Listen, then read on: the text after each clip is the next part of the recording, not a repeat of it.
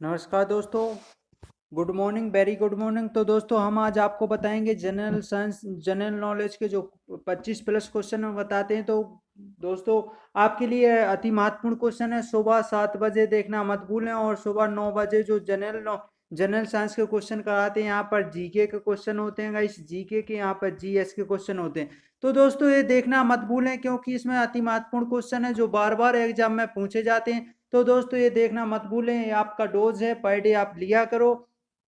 तो दोस्तों आज चलते हैं क्वेश्चन की ओर। हमारा क्वेश्चन क्या है, क्वेश्चन की ओर चलते हैं गाइस। सबसे पहले लाइक और शेयर जरूर कर दें ताकि आपको फुल इन्फॉर्मेशन मिलती रहे। जैसे ही हमारे वीडियो आपको अपलोड होए तो आपको नोटिफिकेशन मिलता रहे। लाइक और शेयर कर दें, और अगर पहली बार देख रहे हो तो सब्सक्राइब और बेल आइकन को जरूर दबा लें। चलते हैं क्वेश्चन की ओर। क्वेश्चन क्या है, उस स्थिति को आप क्या कहेंगे जिसमें कुल आय कुल लागत के बराबर हो। पूर्ण प्रतियोगिता, या संतुलन स्तर बिंदु, या उत्पादन का संतुलन स्तर, या एकाधिकार प्रतियोगिता। तो गाइस इसका करेक्ट आंसर आपको बताना है। गाइस इसका करेक्ट आंसर आप कमेंट बॉक्स में लिख करके, अगर आपको आता है तो कमेंट बॉक्स में लिख करके जरूर बताएं।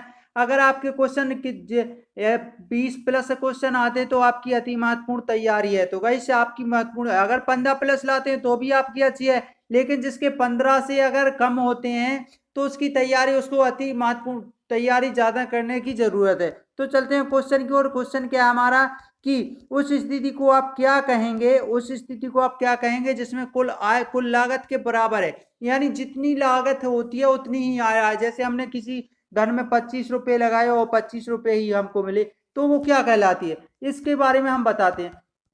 ऑप्शन ए है आपका पूर्ण प्रतियोगिता, बी ऑप्शन है आपका संतुलन स्तर बिंदु, या उत्पादन का समतुल्य स्तर, या अधिकारी प्रतियोगिता। तो गाइस इसका करेक्ट आंसर समतुल्य स्तर था। अर्थात हमारा पल्ला बिल्कुल एक सा रहेगा, ना तो इस साइड जाएगा, ना तो हमको घाटा लगेगा, ना ही फायदा होगा। तो गाइस इसका करेक्ट आंसर है बी ऑप्शन आपका करेक्ट आंसर है। नेक्स्ट क्वेश्चन क्या है, किस प्रकार के उत्पादन के लिए CACP अर्थात कैप न्यूनतम समर्थन कीमत की सिफारिश करता है। तो किसकी सिफारिश करता है आपको बताना है, किसी उत्पाद की, या औद्योगिक उत्पाद की, या भेषज उत्पादक की, या इनमें से कोई नहीं। तो गाइस इसका करेक्ट आंसर है कृषि उत्पादक। जो भी दोस्त बता रहे हैं ऑप्शन पे जा रहे हैं उनका बिल्कुल करेक्ट आंसर है, ऑप्शन आपका करेक्ट आंसर। नेक्स्ट क्वेश्चन क्या हमारा, निम्न में से किसी आप मुद्रा का कार्य नहीं मानते। निम्न में से किसे आप मुद्रा का कार्य नहीं मानते, आपको बताना है कौन सा मुद्रा का कर नहीं है। तो कार्य नहीं है, मूल्य का हस्तांतरण, या मूल्य का मापन, मूल्य की स्थिरीकरण, या मूल्य का संचय। तो इसका करेक्ट आंसर आपको बताना है गाइस क्या है। जो भी दोस्त मूल्य का हस्तांतरण बता रहे हैं उनका बिल्कुल रॉन्ग आंसर है, आपका 100% रॉन्ग आंसर है। आपका बिल्कुल सी ऑप्शन आपका करेक्ट आंसर है, मूल्य का स्थिरीकरण बिल्कुल करेक्ट आंसर आपका क्या है, सी ऑप्शन आपका करेक्ट आंसर। नेक्स्ट क्वेश्चन क्या हमारा कि यदि पूंजी स्टॉक स्थायी है तो मूल्यह्रास होगा। अगर कोई पूंजी स्थायी है तो मूल्यह्रास क्या होगा, ऊंचा होगा, नीचा होगा, शून्य होगा, अनंत होगा। यदि स्टॉक स्थायी है,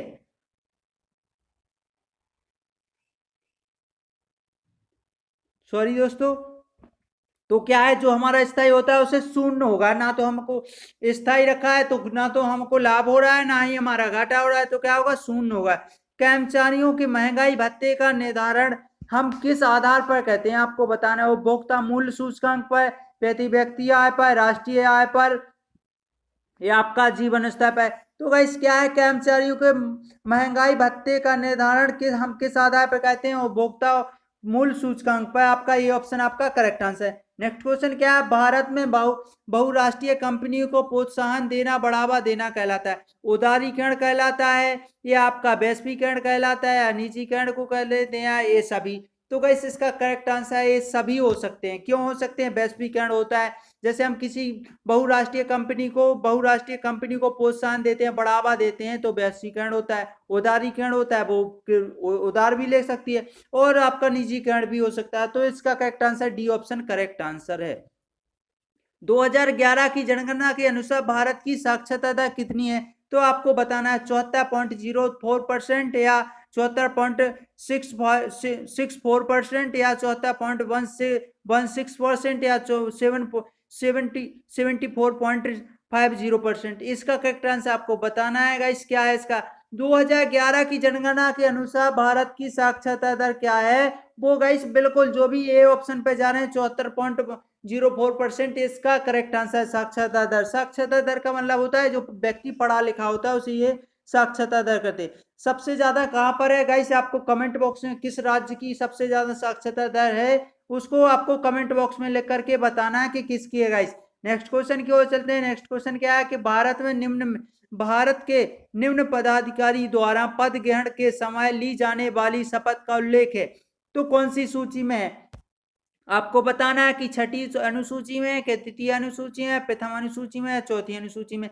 तो इसका करेक्ट आंसर आपको बताना है। बिल्कुल गाइस, आप जो भी दोस्त जो प्रथम अनुसूची बताया उनका तो रॉन्ग आंसर हो गया गाइस, छठवीं का रॉन्ग आंसर हुआ। आपका तृतीय अनुसूची में, कौन सी अनुसूची में? तृतीय अनुसूची में। आपका बी ऑप्शन आपका करेक्ट आंसर है। नेक्स्ट क्वेश्चन क्या हमारा कि हम संविधान का मैग्ना कार्टा किसे कहते हैं? तो गाइस किसे कहते हैं आपको बताना, प्रस्तावना को, मौलिक अधिकार को, मूल कर्तव्य को, राज्य के नीति निष्ठक तत्व को? तो गाइस इसका करेक्ट आंसर आपको देना है गाइस। हम संविधान का मैग्ना कार्टा किसे कहते हैं? तो गाइस इसका करेक्ट आंसर है मौलिक अधिकार को कहते हैं। बिल्कुल सी ऑप्शन आपका करेक्ट आंसर है। नेक्स्ट क्वेश्चन की ओर चलते हैं। नेक्स्ट क्वेश्चन क्या हमारा? नेक्स्ट क्वेश्चन है कि राष्ट्रपति पद के उम्मीदवार के लिए निम्न में से कौन सी योग्यता निर्धारित नहीं है? वह भारत का नागरिक हो, उसकी आयु 35 वर्ष से कम हो, वह इस स्नातक परीक्षा उत्तीर्ण हो, वह लोकसभा तथा राज्यसभा सदस्य निर्वाचन होने की योग्यता रखता हो। तो गाइस कौन सी नहीं है? तो उसकी आयु 35 वर्ष से कम नहीं होनी चाहिए, अधिक होना चाहिए, जबकि इसमें दिया है कि उसकी आयु 35 वर्ष से कम हो। तो गाइस इसका बी ऑप्शन आपका बिल्कुल करेक्ट आंसर हो गया। आपका करेक्ट आंसर क्या है? B option. बी ऑप्शन आपका करेक्ट आंसर, कम हो, उसकी आयु 35 वर्ष से कम हो निर्धारित है, कम नहीं होने चाहिए, अधिक होने चाहिए। गाइस इसका करेक्ट आंसर आपका बी ऑप्शन आपका वो है स्नातक परीक्षा उत्तीर्ण हो। हाँ, तो राष्ट्रपति पद की उम्मीद के लिए उसे कोई योग्यता तो निर्धारित नहीं है, तो योग्यता निर्धारित नहीं है, तो ये नहीं है। तो गाइस क्वेश्चन हमारा क्या है नेक्स्ट? लोकसभा का सामना ना करने वाला प्रधानमंत्री था। तो कौन सा प्रधानमंत्री है जिसने लोकसभा का सामना नहीं किया और सीधा प्रधानमंत्री डायरेक्ट बन गया? तो गाइस वो कौन सा है? इंदिरा गांधी, मोरारजी, या विश्वनाथ प्रताप सिंह, या चौधरी चरण सिंह? तो गाइस ये बिल्कुल गाइस करेक्ट आंसर आपका चौधरी चरण सिंह आपका करेक्ट आंसर है। क्या है? जो लोग एक भी दिन के लिए लोकसभा में नहीं गए, तो गाइस इसका करेक्ट आंसर आपका चौधरी चरण सिंह है। नेक्स्ट क्वेश्चन की ओर चलते हैं। राज महाधिवक्ता की नियुक्ति किसके द्वारा की जाती है? आपको बताना है। तो राज्य महाधिवक्ता की नियुक्ति किसके द्वारा की जाती है? राष्ट्रपति के द्वारा, राज्यपाल के द्वारा, प्रधानमंत्री के द्वारा, मुख्यमंत्री के द्वारा? तो गाइस इसका करेक्ट आंसर क्या है?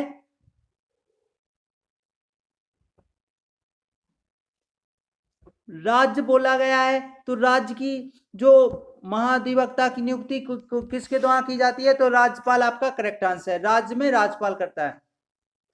मध्यवर्ती क्षेत्रीय परिषद का मुख्यालय है तो कहां पर है? इलाहाबाद में, मुंबई में, नई दिल्ली में, कोलकाता में? इसका करेक्ट आंसर आपको देना है। बिल्कुल गाइस आपका करेक्ट आंसर है, जो मध्यवर्ती क्षेत्रीय परिषद का मुख्यालय इलाहाबाद है, आपका करेक्ट आंसर होगा। नेक्स्ट क्वेश्चन की ओर चलते हैं। नेक्स्ट क्वेश्चन क्या है? हमारी मंदाकिनी आकाशगंगा का आकार कैसा है? तो अंडाकार, सैपिलाकार, गोलाकार, आयताकार? तो गाइस इसका करेक्ट आंसर जो भी सैपिलाकार बता रहे हैं उनका बिल्कुल करेक्ट आंसर है, जी तो हमारा हाई स्कूल में हमने पढ़ा होगा। तो क्वेश्चन नेक्स्ट क्वेश्चन क्या है हमारा? जब सूर्य तथा चंद्रमा समकोण स्थिति पर होते हैं तो पृथ्वी पर क्या होता है? बेहतर ज्वर आता है, या लघु ज्वर आता है, मध्य ज्वर आता है, इनमें से कोई नहीं? तो गाइस इसका करेक्ट आंसर है कि लघु ज्वर आता है, लघु ज्वर आता है, आपका बिल्कुल करेक्ट आंसर है, आपका थोड़ा ज्वर आता है, आपका बी ऑप्शन करेक्ट आंसर है।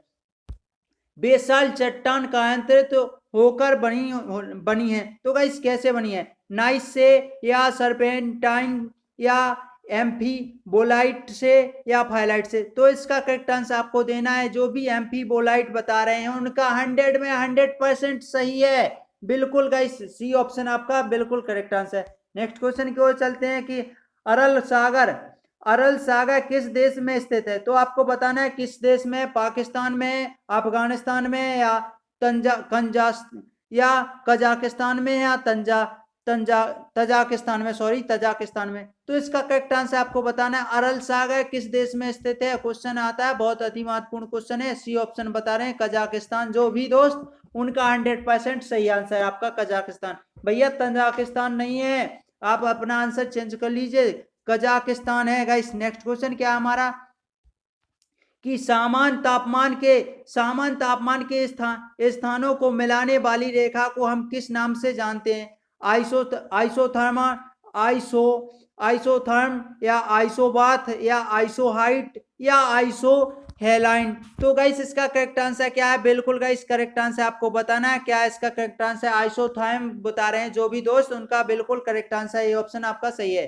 नेक्स्ट क्वेश्चन क्या है? डाइकांटर आकृति का निर्माण किसके द्वारा किया जाता है? हिमानी द्वारा किया जाता है, पवन द्वारा किया जाता है, सागरीय जल द्वारा किया जाता है, या नदियों के द्वारा किया जाता है? तो गाइस इसका करेक्ट आंसर जो भी दोस्त पवन द्वारा बता रहे हैं उनका बिल्कुल करेक्ट आंसर है, डाइकांटर बोला गया है गाइस। नेक्स्ट क्वेश्चन की ओर चलते हैं। नेक्स्ट क्वेश्चन क्या हमारा?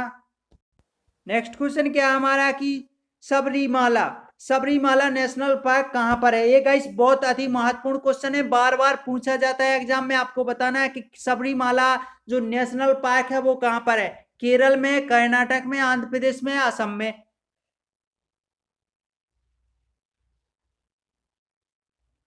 किस में है गाइस बताइए गाइस कमेंट बॉक्स में लिख करके। केरल बता रहे हैं सबरीमाला, बिल्कुल गाइस करेक्ट आंसर है आपका।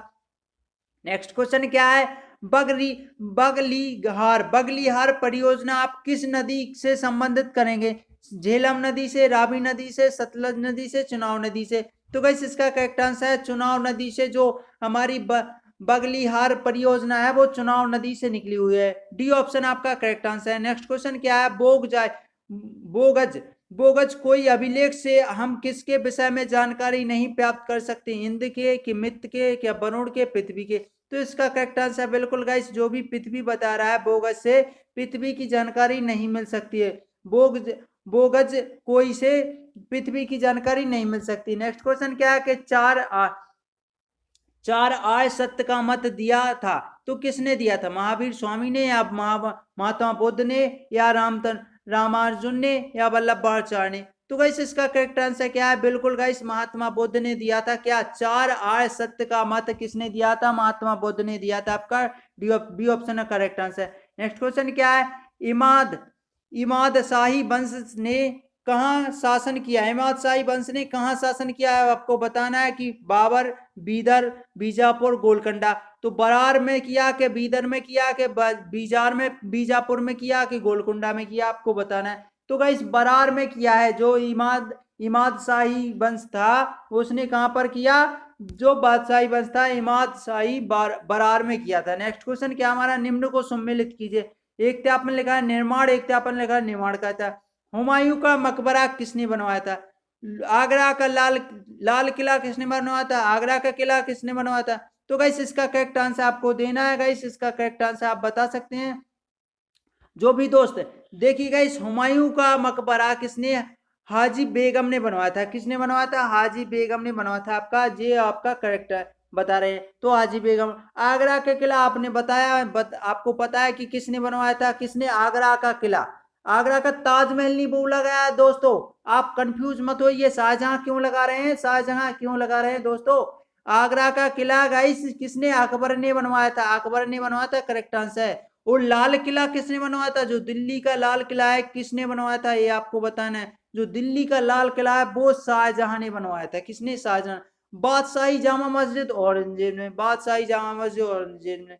तो ए का चौथरा। तो गाइस इसमें ए का चौथरा तो हमारा बी ऑप्शन दिख रहा है, बिल्कुल करेक्ट आंसर होगा। तो गाइस ये रहे हमारे आज के सेशन। अगर अच्छा लगा हो तो लाइक और शेयर जरूर करें ताकि आपको फुल इंफॉर्मेशन मिल सके। दोस्तों अगर वीडियो पहली बार देख रहे हो तो फुल वीडियो जरूर देखा करें, और पहली बार देख रहे हो तो सब्सक्राइब और बेल आइकन को जरूर दबा दें। तो जय हिंद साथियों, फिर मिलेंगे नेक्स्ट वीडियो में सुबह 7 बजे और 9 बजे। आप मुझसे ये क्वेश्चन पूछ सकते हैं कमेंट बॉक्स में, अगर कोई सा भी क्वेश्चन डाउट हो तो पूछ सकते हैं। तो जय हिंद साथियों, फिर मिलेंगे नेक्स्ट वीडियो में।